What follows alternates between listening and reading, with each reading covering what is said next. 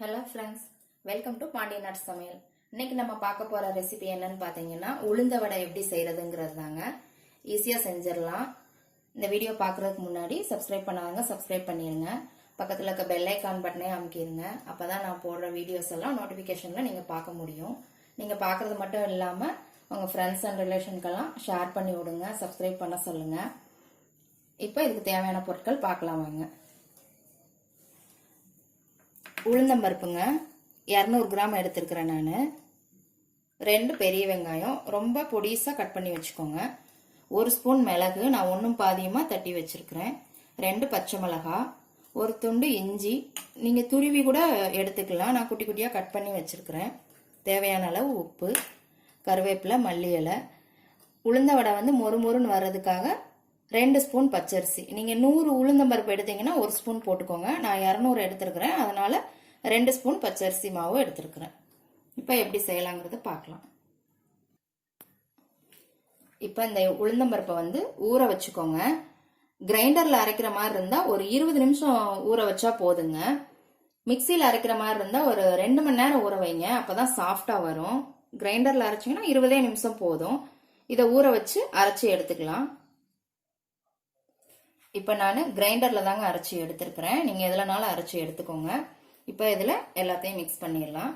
Cut பண்ணி வச்ச வெங்காயம்,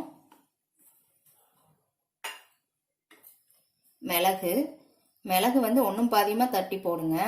முழுசா இருந்ததுன்னா குழந்தைங்க எல்லாம் எடுத்து எடுத்து வெளியில போட்டுருவாங்க. இஞ்சி, பச்சை மிளகா, கருவேப்பிலை, மல்லி இலை, பச்சரிசி மாவு, உப்பு தேவையான அளவு. நீங்க ஆப்ப சோடா கூட போட்டுக்கலாம், அதாவது சோடா உப்புன்னு சொல்லுவாங்க. அது நல்லா கொஞ்சம் பொசு பொசுன்னு வர்றதுக்காக போடுவாங்க. நான் அதெல்லாம் மிக்ஸ் பண்ணல. இதுலயே உங்களுக்கு எல்லாமே சூப்பரா வந்துடும். இதை நல்லா இப்போ மிக்ஸ் பண்ணிக்கலாம். நம்ம மாவு வந்து நல்லா பதமா இருக்கான்னு பாக்குறதுக்கு நீங்க இப்படி கூட செக் பண்ணிக்கலாங்க. கொஞ்சோண்டு உளுந்த மாவு எடுத்து இந்த மாதிரி தண்ணியில போட்டுக்கிட்டீங்கன்னா மாவு வந்து மிதக்கணும். கரைஞ்சோ அடியில இருந்ததுன்னா சரியா அரைக்கலன்னு அர்த்தம். இந்த மாதிரி மிதந்து வரணும் உங்களுக்கு. அப்பதான் மாவு வந்து நல்லா பொங்கி வந்திருக்கு, அரைச்சிருக்கிறோம் அப்படின்னு அர்த்தம். இப்ப இதை மாவை நல்லா மிக்ஸ் பண்ணிக்கலாம் வாங்க. பாருங்க, மாவு வந்து நல்லா மிக்ஸ் பண்ணியாச்சு. இப்ப எண்ணெய் காய வச்சு பொரிச்சு எடுத்துடலாம். இப்போ ஒரு கடாயில எண்ணெய் ஊத்தி வச்சிருக்கிறேங்க நான். மீடியம் ஃப்ளேம்லயே வச்சுக்கோங்க. ஃபுல்லா வச்சீங்கன்னா கருகிரும். இப்ப எப்படி செய்யலாங்கிறத பார்க்கலாம் வாங்க. இந்த மாதிரி ஒரு கிண்ணத்துல தண்ணி எடுத்துக்கோங்க. தண்ணியை தொட்டுட்டு இந்த மாவு அப்படி எடுத்தீங்கன்னா கையில உங்களுக்கு ஒட்டாது. இந்த மாதிரி உருட்டிட்டு இந்த மாதிரி பெருவிரல் வச்சு ஒரு ஹோல்ஸ் போட்டுக்கோங்க. இந்த அளவுக்கு போட்டுக்கோங்க. இதை அப்படியே எண்ணெயில போட்டுடலாம். இப்ப எண்ணெய் சூடாயிடுச்சுங்க, நம்ம போட்டுடலாம். இந்த மாதிரி போட்டுக்கோங்க.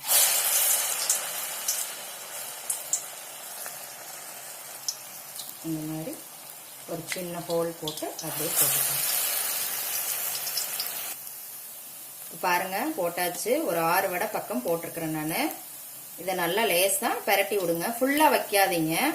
ஃபுல்லா வச்சீங்கன்னா உங்களுக்கு கருகீரும், உள்ள வேகாம போயிரும். இதே மாதிரி ஒரு 2-3 டைம் பரட்டி போட்டீங்கன்னா ரெடி ஆயிரும். பாருங்க, நல்லா வெந்துருச்சு. இப்ப எடுத்துடலாம்.